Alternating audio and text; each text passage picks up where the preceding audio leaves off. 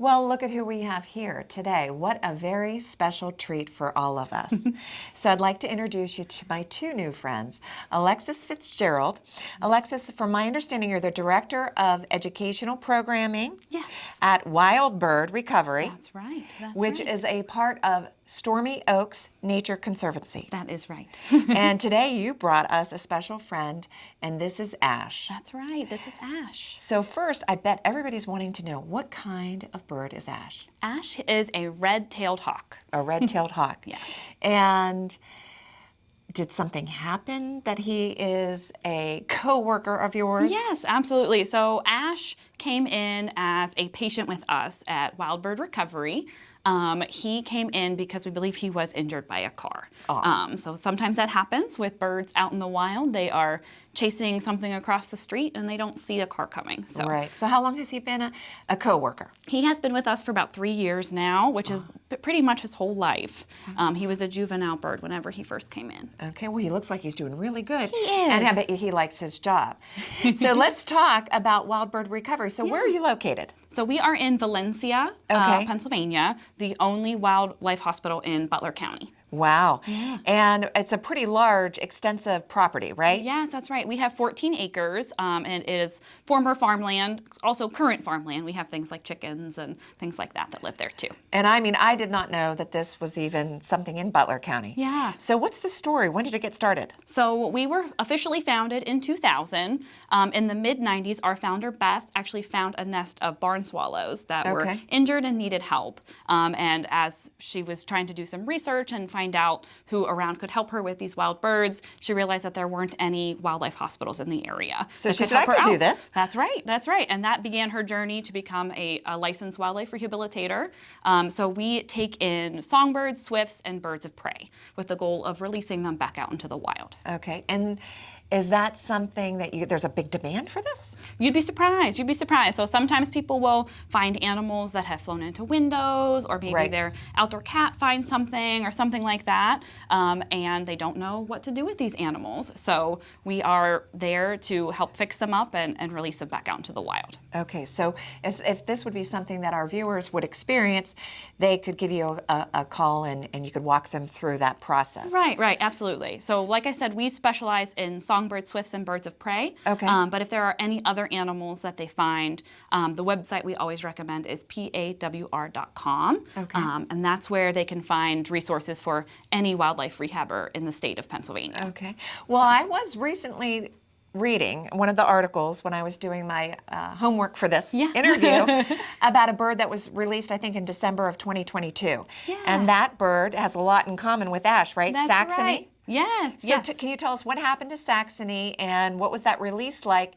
And I really loved how the community helped support this. Yeah, it was a really great effort. So Saxony was found stuck in a tree, clearly very distressed, and we had the fire department help us to retrieve that bird. Okay. And once their rehabilitation process was complete, we were able to release them, and it was great because the whole community came together. We had news folks there, and it was a beautiful release too. So that's part of our mission too. And I know besides all of this wonderful work that you do in helping birds recover, that there's a lot of programming, educational programming. That's your specialty, right? That's right. That happens throughout the year. So summer's coming near the end, but over the summer you had a lot of summer camps. What were they like? That's right. So we do, we call it Nature Camp. Okay. And this summer we had 4 weeks of Nature Camp, and we brought kids together to explore. We have 14 acres on our campus. Okay. Lots of natural things to explore, animals to learn about, just like Ash, and just lots of inquiry-driven, nature-related stuff. And the summer camps, what are the ages for that? So we had kids from 4 years old all the way up to 13 this year. Oh, wow. And we're looking to, expand that a little bit more in the future too. Okay. So besides the summer camps, what kind of educational programs happen during the year? Yeah, great question. So we have homeschool programs that happen during the fall and spring semesters. Okay. We do a story time program that's all about family and getting together and reading together. Those are our big ones. Now, I did see in please correct me if I'm wrong, there's a pretty good demand or a wait to get on for the homeschool program. Yeah. This is something you got to kind of plan in advance, right? That's right. We do have a bit of a waiting list. We are trying to expand the classes and things that we offer. But yeah, we're happy that folks are interested and want to be there with us. Kids love animals, They love do. learning about them, and Yeah. it's so good for them. You can find out more information about everything that we're talking today on the website. That's right. What is your website? Wildbirdrecovery.org. Wildbirdrecovery.org. That's right. Now we want to talk about September. Yeah. Because on September 17th, there's a special event. And what is that event? That is our Fall Migration Festival. It is our 12th annual this year. Okay. So every year we try to gather folks together to learn a little bit about nature, lots of educational booths. You can come and see our beautiful property.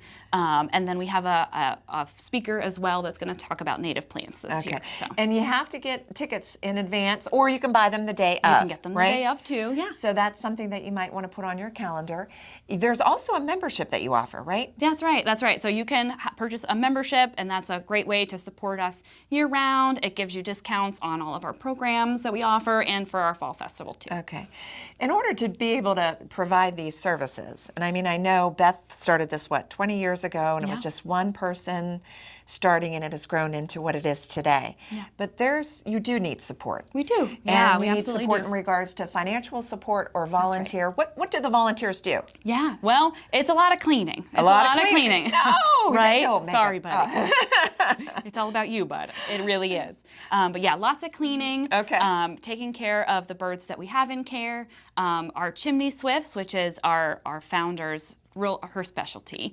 They need fed every 15 minutes for around 16 hours a day. So wow. it's a lot of feeding, lots Okay. of feeding and cleaning. But you get to work with really incredible animals like this and develop relationships with them, and see how cool it is to have that connection with nature.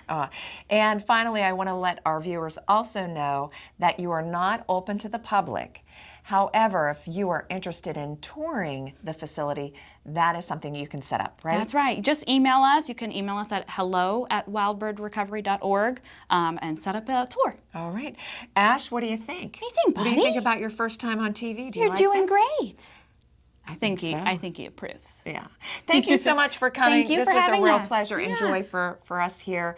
And Wildbird Recovery right here in Butler County. That's what right. a blessed organization that, I don't know, it just brings so much joy to my heart. I'm sure it does for you too. Thank you. Thank you.